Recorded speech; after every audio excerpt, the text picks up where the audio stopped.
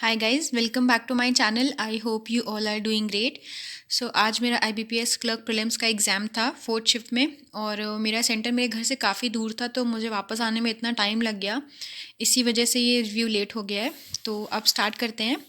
सबसे पहले स्टार्ट करते हैं इंग्लिश से। तो इंग्लिश में सबसे पहले थी आरसी। मतलब सबसे पहला क्वेश्चन नहीं था, बट आरसी थी। सबसे पहला क्वेश्चन अगर मैं आपको एग्जैक्टली बताऊँ तो वो था रीअरेंजमेंट ऑफ सेंटेंसेस।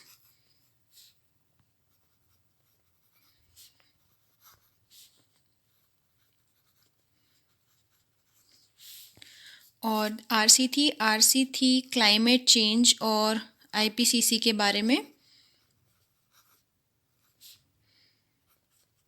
मतलब उसमें आईपीसीसी का भी मेंशन था। और रीअरेंजमेंट ऑफ सेंटेंसेस थे। इसका रीअरेंजमेंट मुझे याद नहीं है बिकॉज काफ़ी टाइम हो गया है आने में वापस। तो सब ट्रैफिक के चक्कर में भूल गई मैं। तो रीअरेंजमेंट ऑफ सेंटेंसेस था, और उसमें वर्ड स्वैप था। और एक लास्ट क्वेश्चन था, मुझे याद है, सिंक वर्ड का यूसेज कौन से सेंटेंसेस में सही दिया। मतलब इसमें 3 ऑप्शन दिए थे, और आपको देखना था कि ये कौन सा सही है, कहाँ पे इसका यूसेज। और करेक्ट सेंटेंसेस वाला एक क्वेश्चन था, उसमें करेक्ट सेंटेंसेस फाइंड आउट करने थे कि आई थिंक 4 सेंटेंसेस दिए हुए थे, उनमें से कौन सा करेक्ट है वो फाइंड आउट करना था। तो ये हो गया इंग्लिश का। इंग्लिश में बस इतना ही था।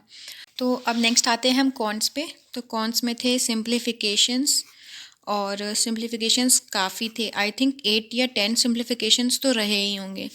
सिंप्लीफिकेशंस थे, और मेरी शिफ्ट में मिसिंग नंबर सीरीज़ थी। And I was so happy कि मेरी शिफ्ट में मिसिंग नंबर सीरीज़ थी, बिकॉज रॉन्ग नंबर आ जाती तो मुझे स्किप ही करनी पड़ जाती वो। मिसिंग नंबर सीरीज़ थी। एक टैब्यूलर डीआई थी, और डीआई बहुत बहुत ही सिंपल डीआई, बहुत ही इजी क्लर्क लेवल की डीआई थी। उसमें आई थिंक 3 कैटेगरीज थी, ए बी और सी। तो उसमें 3 कैटेगरीज थी, A B C plus company थी एक्स एंड वाई, और वही एप्लीकेशंस और का डेटा दिया हुआ था। एक्सेप्टेड मतलब टोटल एप्लीकेशंस कितनी आई हैं, तो उन्हीं के बेसिस पे क्वेश्चन था। एक्सेप्टेड और रिजेक्टेड ये सारे क्वेश्चंस थे। टैबुलर डीआई थी, और अरिथमेटिक थी। अरिथमेटिक मुझे थोड़ी सी ट्विस्टेड लगी क्लर्क लेवल के हिसाब से। मतलब जितना हम लोग मॉक्स में करते हैं तो उसमें बिल्कुल बेसिक वन लाइनर्स रहते हैं, बट एग्ज़ाम में थोड़ी सी मुझे लगी कि मॉक से थोड़ी सी प्लस थी। मतलब ऐसी बहुत डिफ़िकल्ट नहीं थी, और मॉडरेट भी नहीं कहेंगे, बट हाँ ईजी से थोड़ी ज़्यादा थी। तो अरिथमेटिक के बाद मुझे ऐसा कुछ याद नहीं आ रहा है कि कुछ मिस किया हो मैंने। अगर आप में से किसी का रहा होगा तो याद दिला दीजिएगा, अगर कोई चीज़ मैंने स्किप कर दी है तो इसको ब्लैंक छोड़ देते हैं। आई डोंट थिंक कुछ रहा है मुझसे, बट देखते हैं। तो अब आते हैं नेक्स्ट हम रीजनिंग पे।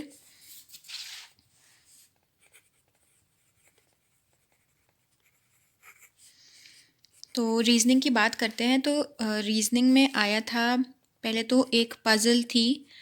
अ, उसमें 7 लोग बैठे हुए थे, और वो नॉर्थ डायरेक्शन में फेस कर रहे थे।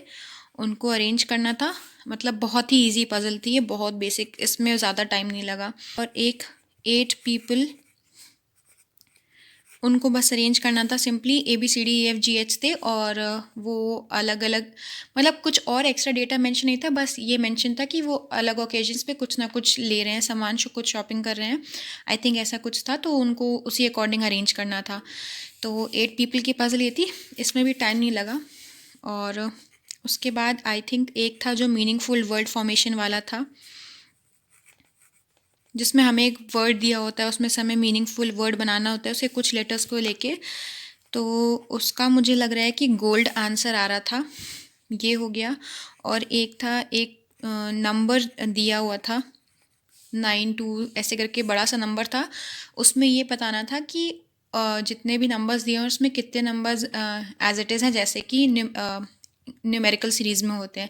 जैसे हम लोग को वर्ड्स दिया होता है ना कि फॉरवर्ड या बैकवर्ड डायरेक्शन में कितने लेटर्स ऐसे हैं जो इंग्लिश अल्फ़ाबेटिकल सीरीज़ में आते हैं।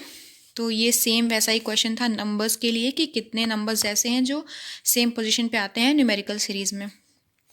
उसके बाद सिलॉग्स। सिलॉग्स बहुत ही इजी, जैसा क्लर्क में आना चाहिए वैसा था सिलॉग्स। ऐसा कुछ बहुत मतलब कॉम्प्लिकेट नहीं किया था, सिंपल बेसिक सिलॉग्स थे। और अल्फ़ा न्यूमरिक सीरीज़ थी।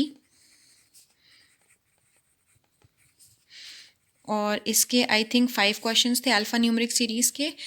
तो ये हो गया alpha numeric series, syllogs, numbers, meaningful word, 8 people, puzzle. और तो कुछ मुझे ऐसा याद नहीं आ रहा है कि और कुछ ऐसा रहा हो।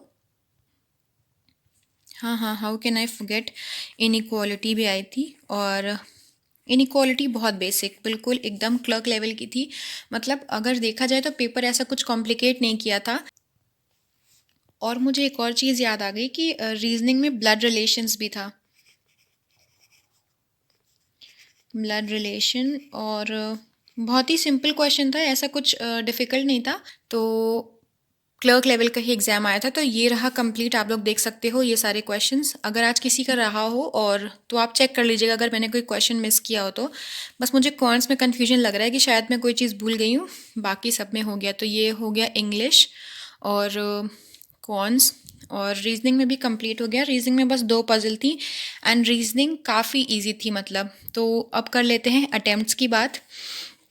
तो मैंने इंग्लिश में अटेम्प्ट किए थे 28 questions, because I think 2 questions कोई थे जिनमें मुझे डाउट था। आई डोंट नो मैंने क्यों नहीं किए, मेरा टाइम भी बचा हुआ था, उनमें मुझे डाउट था।